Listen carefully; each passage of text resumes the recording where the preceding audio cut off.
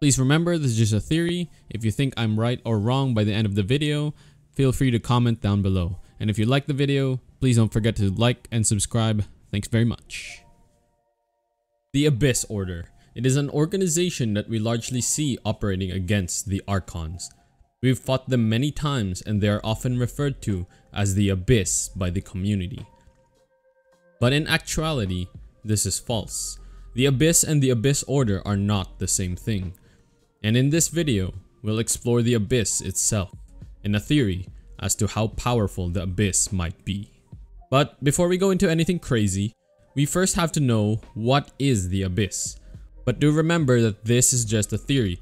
Despite the evidence we have and the lore given to us, the truth is, we just don't know as of yet.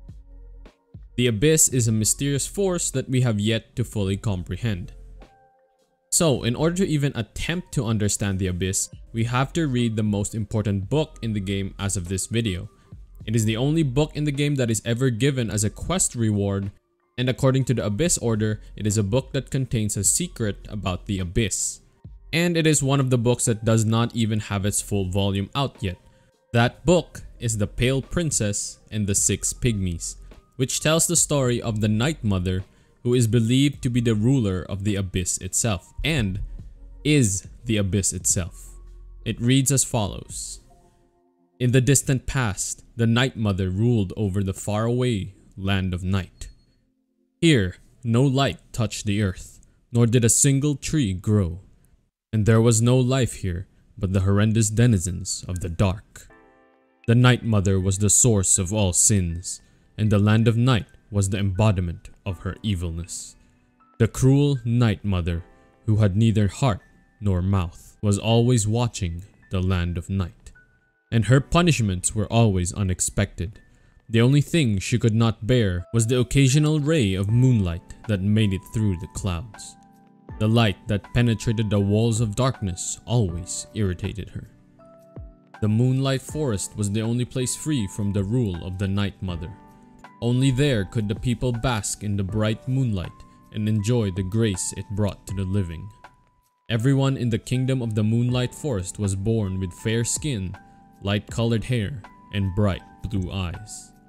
Perhaps the constant lack of sunlight and the nourishment of the moonlight was the reason for their beauty, giving them an appearance different from the abhorrent creatures lurking at the edge of the forest.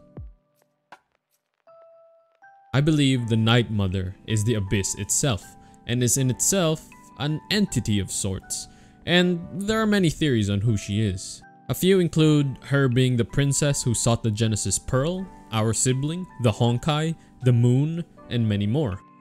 In all honesty, the answer is pretty simple.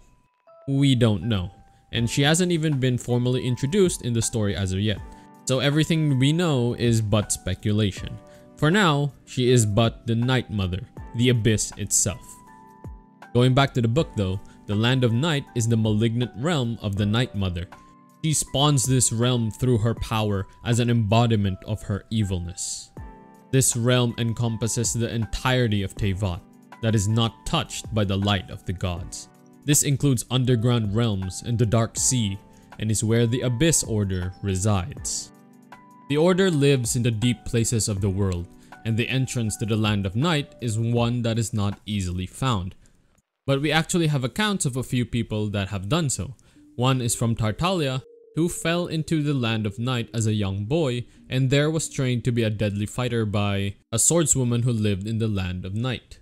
Second is the Bloodstained Knight, who traveled to the Land of Night in an attempt to slay the Abyss, but instead learned of the secrets there, which turned him against the gods.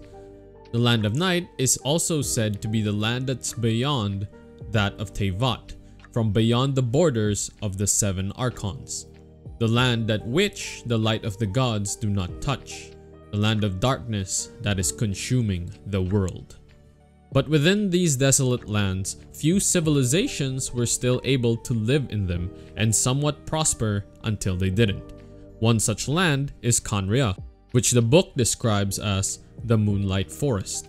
The people of the Moonlight Forest resemble Dainsleif, fair skin, light colored hair, and bright blue eyes. And though nothing grew in the dark lands of Khaenri'ah, they used the art of Kemia to create life and food for them to be able to live in the endless darkness. That is until the Cataclysm, where the Abyss or the Night Mother in theory corrupted the alchemist gold, which plunged Khaenri'ah to its doom, which I already covered in my last video. Other civilizations that have lived in these dark lands were the Sealies, the Wolves, and the Sea People such as the Sangonomias. But back to the Abyss though, we get a description of the Abyss from the book as well, as the cruel Night Mother who had neither heart nor mouth. But we also get a description from Dainsleif himself. The Abyss. It is chaos, and it is also destruction.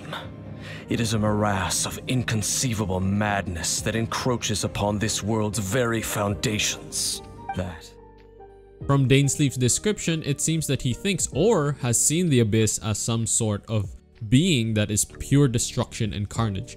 He even describes its physical appearance as a morass of madness that encroaches the very foundations of the world. This, I believe, is the true nature of the Abyss. And alongside the Abyss, we have the Abyss Order. It is an organization of creatures and denizens of the Land of Night that serve the Abyss or the Night Mother. In addition to their ranks are the monster-turned-citizens of Khaenri'ah, and our sibling who is one of the high-ranking members of the Abyss Order. They carry out the will of the Abyss in order for it to further destroy the land of the 7 Archons and eventually have the capability of invading Celestia. They almost did so during the Cataclysm, where they were able to slay 2 gods but were driven back by the Sustainer of Heavenly Principles when Khaenri'ah was destroyed. They have been stockpiling power for this very purpose, to corrupt and create creatures and tools of power, such as how they wanted to corrupt the Valen and resurrect Osail after the Liyue incident, and even turn Osail into this mechanical creature using the technology of Khaenri'ah. So in short, the Abyss is the Night Mother, which for now, I believe is a morass of darkness that seeks to consume the world. It is a force of Teyvat that seeks to destroy Celestia, while the Abyss Order is a group of creatures that serve the Night Mother and seek to further her goals. As mentioned though, take all this info with a grain of salt, because none of this is confirmed. It's simply a theory based on the evidence that we have right now and my own opinion. Now, with this information, how powerful is the Abyss? How dangerous is the Night Mother in that the gods don't just destroy her like what happened in Khaenri'ah? We've fought the Abyss Order many times before, and so far we can win pretty easily. Even the Abyss Herald was no match for us. But what about the Night Mother herself? Well, that's actually very difficult to say, as her power hasn't been displayed all that much. Even the likes of Tartalia's foul legacy isn't power from the Abyss itself, and more like a power learned from the Abyss. The Abyss Heralds and the Lectors use Hydro and Electro, so in truth, we've only seen the power of the Abyss a few times. I think their power is closer to the Tatarigami in Inazuma than anything with elemental power. Probably the closest that we've ever seen of the power of the Night Mother is corruption, like we saw with Durin and Chiyo, but even then, that seems more like a corrupted version of the art of Kemia, but even that originates from Khaenri'ah and Gold, and not the Night Mother herself. So in truth, we really haven't seen the power of the Night Mother herself. However, as I was scouring the books and the game, I did find one source that directly gets their power from the Land of Night. So we can get an idea of how powerful the Abyss is through the Irminsul trees. These trees stretch their roots down for miles into the Abyss and feed off the power of the Land of Night. And because of this, the Irminsul trees exude power. They grant us artifacts of power and trash, mora, materials that strengthen our weapons, and even knowledge to level up and ascend past the limits. Irminsul branches, which extend to the deep places of the Abyss, are materials of great potency that can be turned into powerful weapons. We even wield these weapons at this very moment. We know this from the Prototype Crescent lore tab. A few lines of it reads as follows. An ancient prototype bow from Liyue's arsenal.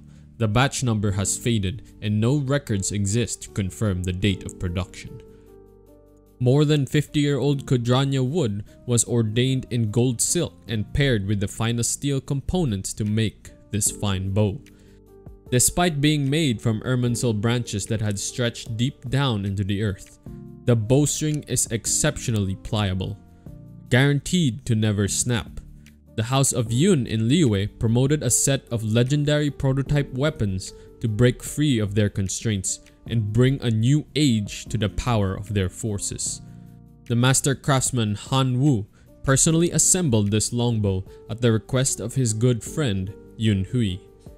He employed every trade caravan he could find to bring him a plethora of resources.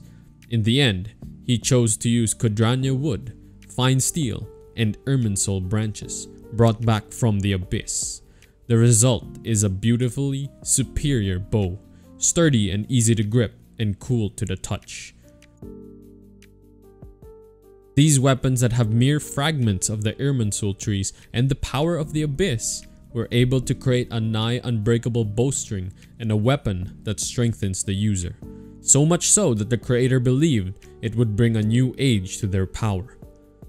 Not only that, but the prayer series of tiaras mentioned that the ancient priests of history crowned themselves with the white branches from these trees to learn wisdom and even foretell of the doomed future. During the previous event where we used Irminsul fruits to charge an energy amplifier, it granted us additional power beyond that of which we were capable of. We also read from the original resin lore tab that it is the roots of these trees that define the ley lines of the world. It is also to be noted that there is a coven of witches that study the Irminsul trees called the Hexenzirkel. Sorry if I botched that pronunciation. One of their most famous or maybe infamous members include Alice. Another is Mona's master and to some extent Mona herself. Perhaps it is by using the power of the Irminsul trees and by extension the power of the abyss that they are able to claim to be extremely powerful, going as far as to be called a near omnipotent being by Albedo. We may not know it, but we're already wielding the power of the abyss by leveling up and gearing our waifus. And those like Alice who understand the power of the Irminsul are capable of much more than the average vision user. However, there is still much unknown about the abyss, but it seems to be at least a force of immense power. And if such force is to set foot in Teyvat, well, let us hope we have the power to be able to face it. But always remember that these are just theories. What do you think? Let me know in the comments down below.